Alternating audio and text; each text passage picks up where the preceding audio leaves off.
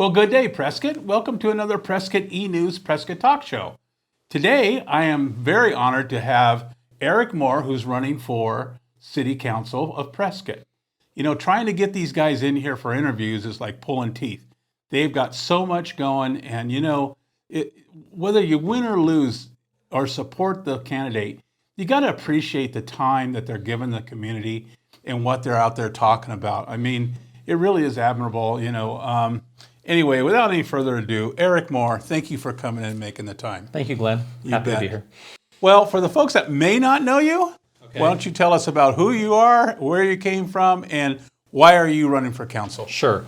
So I've been in Prescott for 30 years. I was actually born in Massachusetts from the East originally, moved to Tucson in 1965, graduated from high school from Tucson, and then went to college for a little while in Tucson. But eventually got a job transfer to Prescott, which was the best thing that ever happened. I have a degree in business management. I was in the grocery retailing industry for about 20 years. Mm-hmm. And I finally decided to use my retail background and combine it with my hobby. And my hobby is bird watching. I've had a great love of wild birds and nature in general. I, as a kid, would grow up catching lizards and snakes and just loved being in nature. So I decided to open a backyard wild bird store, which my wife and I did in 2003 here in Prescott, which has been very successful. We've actually grown tremendously. Our first store was about 575 square feet, which is pretty tiny. Our current store is about 5,000 square feet.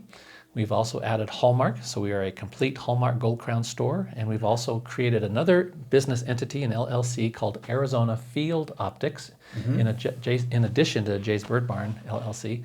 And Arizona Field Optics deals specifically with high-end optical equipment. So we sell high-end binoculars, rifle scopes, spotting scopes, red dots, strike fires, tripods, accessories. We appeal to, again, bird watchers, hunters, shooters, nature enthusiasts. People are going on trips. It's surprising how often people come in and say, hey, I'm going on a whale watching trip. I need a pair of binoculars. Or I'm going on a cruise. It's great. So we sell lots of binoculars. Well, cool. Yeah. So when I drive by your store, Swarovski, is that how you say it? Swarovski, that's the high-end ones. It's a very high-end optical. As a hunter, an outdoors, I went, whoa. You know, they're not the best. Many places have that offer. And we have the best selection, probably in Arizona. I mean, we probably have a better selection than the box stores like Outdoorsman's and stuff like that. We have an amazing selection. So before we get into why you're running for council, give us your address so people know where Jay's Bird Farm is. Thank you. Yeah, we're in the Safeway Shopping Center. It's 1046 Willow Creek Road. So it's just a little north of the Yavapai Regional Medical Center on the west side of Willow Creek Road in the Safeway Shopping Center. Do you have people coming in asking you questions about your candidacy? All the time. I have found that as I'm running for city council, that it's impacting my ability to do my job as far as Jay's Bird Barn, that a lot of people want to talk politics in the store, which is a little bit of a challenge because that is my place of employment. That's where I work. And so it does take away from my ability to perform the functions of my job, but I'm trying to be accessible and talk to people. And you have an email address. I do. Fire away, buddy. All right, Eric, E-R-I-C, at jaysbirdbarn.com. That's the easiest way to get in touch with me. Just send it to the Bird Barn. Okay.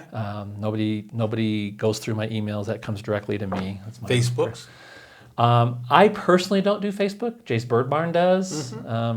I don't know what the URL is, but I'm sure if you have a Facebook account, you could just go on Facebook and look up Jay's Bird Barn. Okay. We're all things birds. You know, just anything, nothing domesticated though. No caged birds.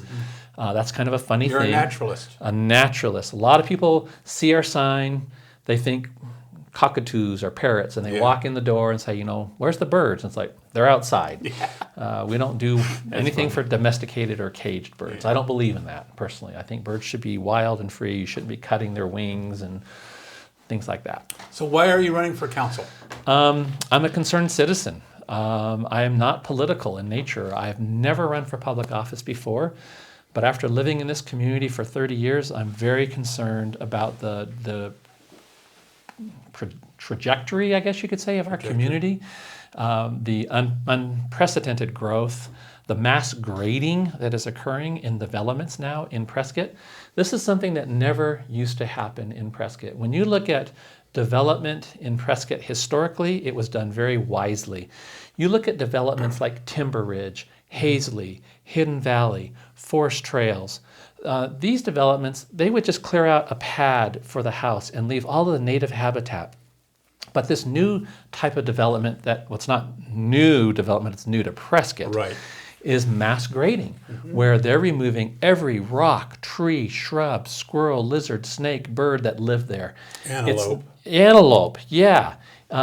It's not sustainable. It's not healthy for our environment. And as a naturalist, I'm very, very concerned about growth, the pace of growth. I know growth is inevitable. I'm not against growth. I'm not a no-growther, but I think it needs to be managed and it needs to be sustainable. It needs to be done wisely, and there needs to be traffic studies. We just can't be approving developments for 10,000 new homes without doing the necessary requirements that, before you annex property into the city. Yeah.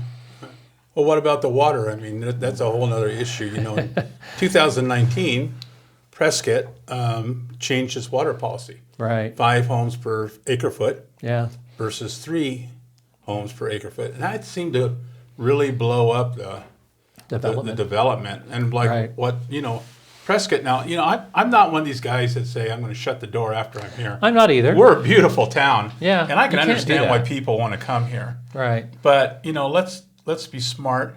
Right. Grow smart, and fill in rather than when I go urban down. Sprawl. I go down Glassford Road and just look at the rooftops over there at at Jasper. That was Jason Jeezy's project over there. I mean, you're right. It's just house next to each other. The land has been completely dozed under, and I left California for that same reason. We've got to be smarter and do that, and we need people on the council that are going to examine the impacts that these developments are doing. I agree totally. Water is a huge issue for me as a nature lover, as a naturalist. And I like to make a statement because I think there's a difference between an environmentalist and a naturalist. I think a naturalist is more realistic in the sense that that growth is inevitable, but I'm not an environmentalist in the sense like a Greenpeace, where I'm going to climb a tree or something so that some development can't cut that tree down. I'm not extremist. I'm much more of a centrist and a moderate. As a business owner, I recognize the need for growth.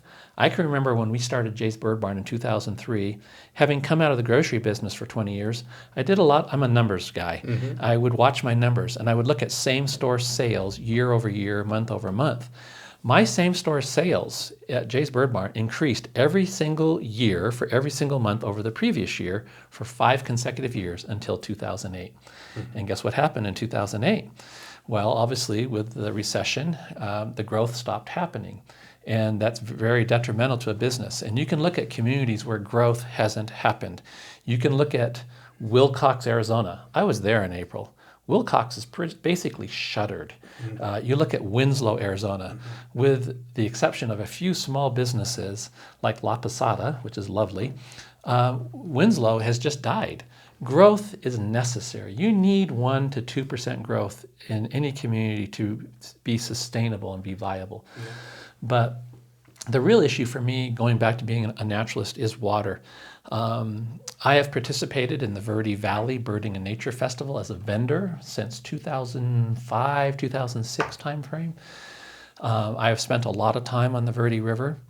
We know from scientific studies that about 86% of the base flow of the Verde River comes from the Big Chino Aquifer. Now, we're not tapping into that aquifer yet, but we have the right to do that. The remaining 14% of the base flow comes from the Little Chino Aquifer, which is where we do have our wells in Chino Valley. And we need to be very, very careful to make sure that the Verde River continues to run. I think if the Verde River goes dry, shame on Prescott. it'll be a black eye on Prescott, and it will produce lawsuits that we will not be able to bear because SRP will be coming after the city of Prescott if we take the water table down to a point where the Verde River stops flowing. The Verde is one of the oldest rivers in Arizona. It's 2.5 million years old. I mean, it's certainly not as old as the Colorado River, but it's the last free-flowing river in the state of Arizona. Growing up in Tucson, like the Santa Cruz, it's all been channeled. It's dry, of course. It's basically all cement. You look at the rivers in most of our large urban areas, and they've been channeled in cement, and they're dry. They don't flow year-round anymore, which is really unfortunate. I want to make another commercial. I watched a show. I was actually invited by Save the Dells, who I went in there kind of not knowing what sure because I've been very critical with some of the things that they do, but not their mission, but how they do it. Okay. I'm a conservative. I just I think that there are land rights and property rights, and we need to respect that as well. But anyway, not going down that road. Okay. But they invited me to come and watch a movie called Viva La Verde. I've seen it several times. And it is, and if you guys out there possibly might want to Google it and see where you can, it is really a very informative, it was well done. Yeah. Little show. Yeah, So, and I know Hugh personally that shot that film. Yeah. In fact, he bought optics from us. Yeah, there you go. He's a customer. Yeah. He's not only a photographer, he's a customer. The Verde River is a jewel. It is. I mean, I think something like 97% of Arizona's riparian habitats have now been destroyed. If you go back 100, 150 years, there's only about 3% of our riparian habitats left in the entire state of Arizona. We've done a horrible job of managing water in the state of Arizona. So we have an opportunity to do it right. But we've got to conserve water. Well, conserving water, controlling the growth, not stopping growth, but controlling the growth, all adds in. I mean, I'm going to go down the infrastructure road right now. Okay. Trying to go down the highways in Prescott anymore or Prescott Valley. Yeah. I mean, it's packed. Yeah. Especially, and I can understand between 5 and 6 when people are coming and going from Sure. home, but even coming over here today, going down Cortez, we had more traffic than what I'm normally used to. Now, again, I'm from California, so it's much less than what I've dealt with. Yeah. But what I'm doing, Eric, is I'm afraid that the area is turning into that. Well, here's a concern that I have shared at some of the forums I've attended already this year. When you look at the geographic boundaries of the city of Prescott, we only have one road inside the city limits that runs north and south for arterial traffic, and that's Willow Creek Road. The only other two roads that run north and south in the city of Prescott, bordering Prescott, are Williamson Valley, which is in the county, we don't have control over, and Highway 89, which is a state highway. We don't have jurisdiction over that highway. And so we have a real problem. You look at all the growth that's occurring out by Deepwell Ranch, and all that traffic has to come into Prescott through Willow Creek Road. It's really not possible to widen Willow Creek Road again. I lived here when Willow Creek Road was widened the first time. It was originally a 2-lane road. Now it's 4-lane with a center turn lane for parts of it. We have a very serious situation as far as infrastructure, and we don't want our growth to outpace our infrastructure, which is not just roads, but it's police and it's fire and it's our response time. There's going to come a time when we're going to need to build another fire station. We haven't had a new fire station since 1999. It's been over 20 years. Well, how much has the city grown in 20 years? Our response times are going to get slower and slower unless we move our police and fire services further out to where the growth is occurring in northern Prescott. So there's a lot of considerations. Safety issues. Safety issues. Like you said, the response time's huge. Yeah. I just read in the paper today, and it wasn't in Prescott, but there were 3 people killed 2 days ago in a head-end collision on 89A. So safety is an ongoing concern that we as a city need to be looking at, because we don't have the ability to create more north-south corridors. You look at between Willow Creek Road and 89, we've got an Indian reservation. It's not like we can just put a road up that runs north-south. It's kind of like, I was in Utah last week. Every time I go to Utah, when I leave Prescott, I'm headed to Provo. It's a straight shot if you look on a map, but wouldn't you know it, there's this big canyon in the way, this big hole in the ground. I have to go all the way around that canyon. Well, it's the same with Prescott. If you want to go north or south, you have to go around the Indian reservation, one way or the other. You have to go out to 89, or you have to go out to Rosser to get around the Indian reservation. So all the traffic is forced to those areas. When it comes to building more infrastructure, I know the developers pay impound fees? Impact. Impact fees. Do you feel that the impact fees are substantial to do what we need to do in the town, or do you think those need to be raised? Well, I don't know. I think maybe the initial impact fee is sufficient, but here's the problem. Once those roads are built, oftentimes then the maintenance of those roads becomes the city's responsibility. And police and fire. And that's sewer. in perpetuity.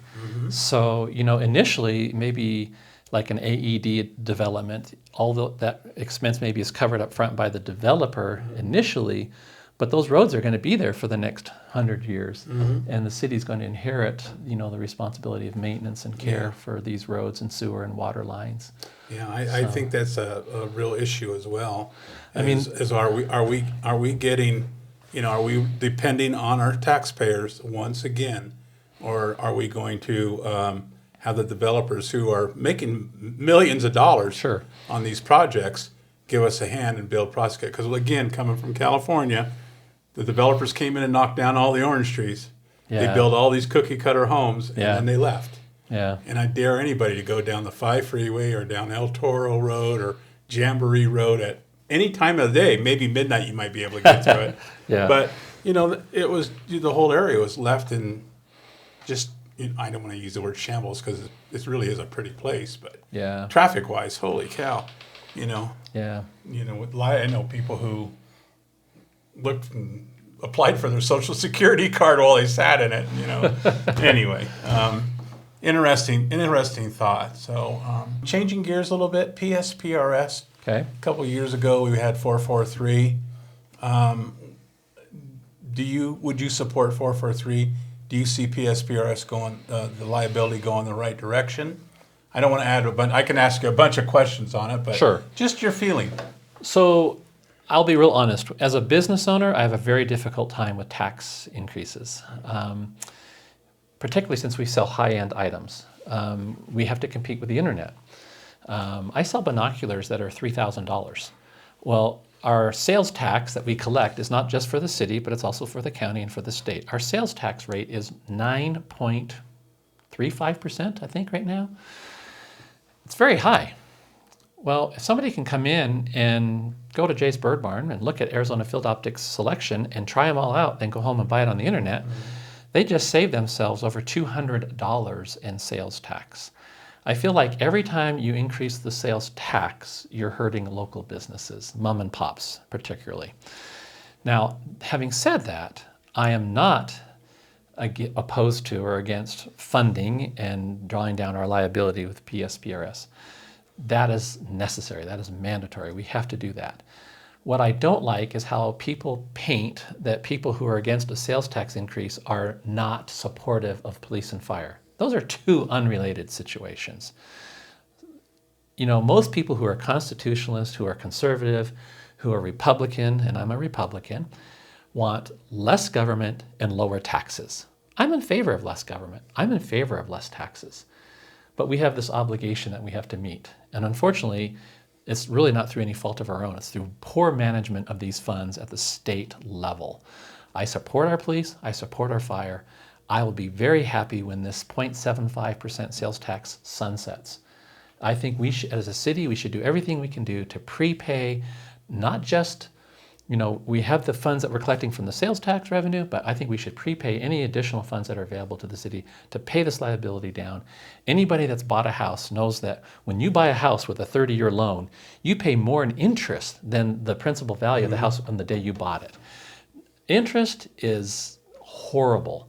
I'm debt adverse. I do not favor debt. And so those are my feelings about PSPRS, I think. Yeah, there was a lot of, during that, and I'm a Citizens Tax Committee person. Okay. I was on the board during that time. So many misnomers on that. I never forget they said, look, it's only 75 cents on a cup of coffee. And I'm thinking, go buy a washing machine. Yeah. Go buy a car. Right. I mean, it adds up. This is going to divert a lot of money. And I'm happy of it's the city. working. Well, I mean, it's is it run, though? I mean, it's it's the working at the system's failing. it's working at the city level to draw down our debt. Yeah. It's not working at the state level, and we need to do a better job as a city of putting pressure on the state to Right. fix this problem, because just paying it down doesn't solve the problem at all. No. It just means that we don't have that I don't liability. know if that thing's going to sunset. Honestly, I know a lot of them say, "Oh, it's going to do that." I think it will. Yeah, for think how it will. long? Yeah. You know, it I mean, might rear its we're ugly watching head the again. liability. I think it was I was reading something about the liability is actually $8,000 more this year because of the profits that we're not being able to make at the state. So, but you hit on another thing. I don't want to debate 443. Okay. But you hit on another thing. The city promised that they were going to use all the funds from 443 and their liability, which was around $8 million, and they were going to make that big payment until it came down. Well, as the liability went down, so did the payments. So what happened was, and I call it a tax shift, which it is, that money, that extra money, shifted into other programs. I haven't seen that, but I'm not personally aware of that. Okay. I will admit my ignorance. If that's happening, I'm not aware of it. We need to take you to a CTC meeting. But anyway, you know, like I said, I feel good. I'm going to have Phil in here next week, and we'll hit on that as well. So, and he's a very, very knowledgeable. He's super. I am very supportive of Phil's efforts to be elected to the position of mayor. And I really feel badly that he's being painted as a person who is not supportive of police and fire because he was not in favor of the sales tax increase. Like I said, those are two completely separate issues. Well, he was more into there's alternatives that we can do versus another tax on the people. Right. And to think that a decorated combat veteran would not support police and fire. It's ludicrous. We know he does. We know he does. I just go, you got He's a good man. Me. But anyway, you know, that's that. And we'll talk a little bit more about that later on another day. Okay. So, Jay. You did it. I was waiting for it to happen. Shit. I got called Jay instead of Eric. Leave that in. Don't edit that out. Yeah, don't edit that out. I'm going to edit it and give it to you. Yeah. So let's talk a little bit about transparency. Okay. Do you support the red light theory? No. I think we need to restore the call to the public. I think it should be at the beginning of our meetings. I think it was shameful that it was removed from the public process. Elected officials represent the electorates, and we should be listening to them. They are who we represent. And we should minimize the amount of closed-door sessions. I used to be an employee for the town of Chino Valley. I was the community services manager for the town, and I used to attend all of the town council meetings. I used to make presentations to the mayor and council. And I swear, for the entire time I was there, I can't think of 5 times we used executive session. Yet we use executive session monthly in this town. I think it's fascinating. I think we should try to minimize executive sessions. We should restore a call to the public. We should encourage public input. We need to listen to the people of our community, everybody. You know, when Harry Oberg was in there, I would go to those meetings, and the chambers would be full of people, and people would come up and speak. And from what I understand, it's not that way anymore. Now, I know COVID had an issue. I get it. Sure. But, a lot of people, I think that I hear just say, I got more to say than within 3 minutes. Sure. I'm going to get red lighted and poop out. So, Yeah. Interesting. Eric, let's close this up a little bit. Okay. And that's your camera. And let the folks know why they should vote for you and support you for Prescott City Council. Well, thank you, Glenn.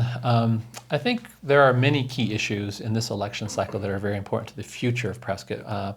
I think the key issues are growth, water, and transparency.